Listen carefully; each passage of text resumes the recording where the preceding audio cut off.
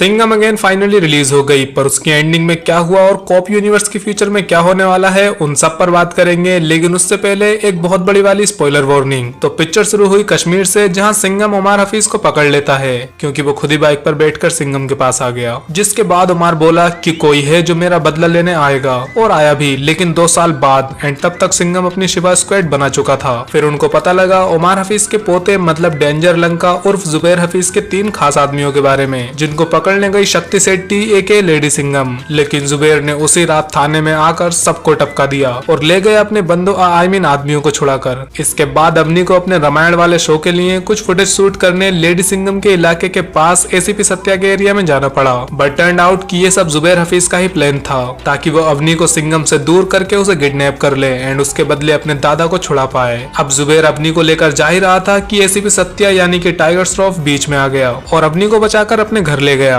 फिर क्या, जुबैर ने आकर इसका घर भी जला दिया, क्योंकि घरों में आग लगाने की तो आदत है इस बंदे की।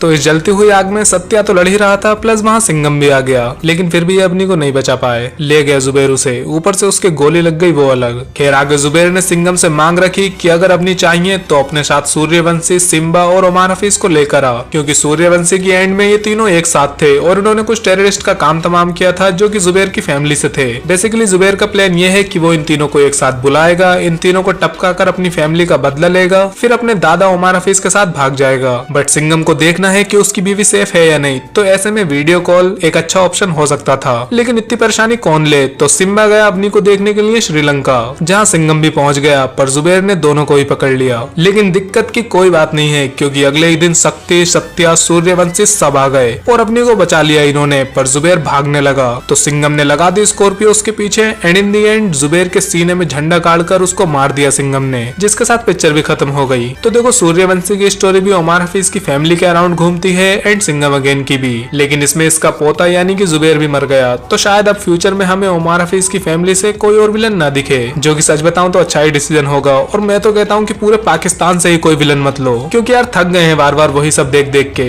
खैर इस पिक्चर की एंड में एक कैमियो भी था जिसका सभी वेट कर रहे थे। तो हाँ, वो कैमियो था इसमें, मतलब अपने भाईजान इस पिक्चर के क्रेडिट सीन में नजर आए, वो भी चुलबुल पांडे के कैरेक्टर में। हालांकि थोड़ी दाढ़ी वाड़ी बढ़ा ली है अभी उन्होंने, और वो सिर्फ सिंघम के पास आए थे। मतलब वो इनकी पूरी टीम से नहीं मिले, बल्कि सिर्फ सिंघम से ही मिले और बोले अब आएगा मजा।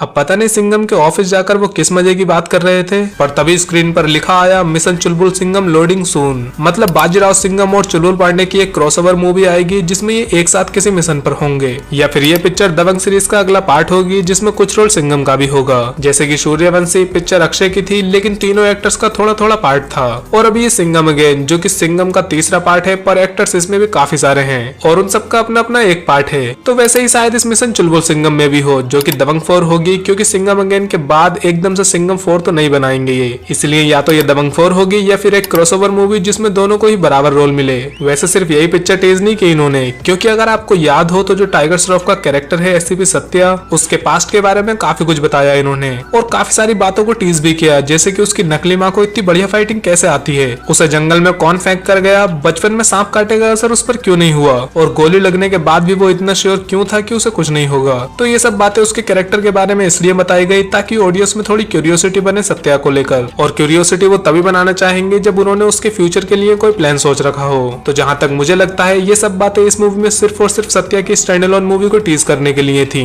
इसके अलावा रोहित शेट्टी ने यह भी कहा है कि वो कॉप यूनिवर्स में फीमेल कॉप्स को भी काफी इंपॉर्टेंस देंगे, जिसका मतलब दीपिका की कैरेक्टर शक्ति शेट्टी और लेडी सिंघम पर भी एक मूवी आ सकती है। वैसे सिंघम अगेन में Ranveer and Deepika husband wife दोनों ही एक ही पिक्चर में हैं। एक और चीज, इस कॉप यूनिवर्स में सभी कैरेक्टर्स के नाम एस से स्टार्ट होते हैं, जैसे सिंघम, सिम्बा, सूर्यवंशी, शक्ति शेट्टी और सत्या। सिर्फ बस एक चुलबुल पांडे ने ही आकर ये रूल तोड़ा, क्योंकि उसका नाम शुरू होता है सी से।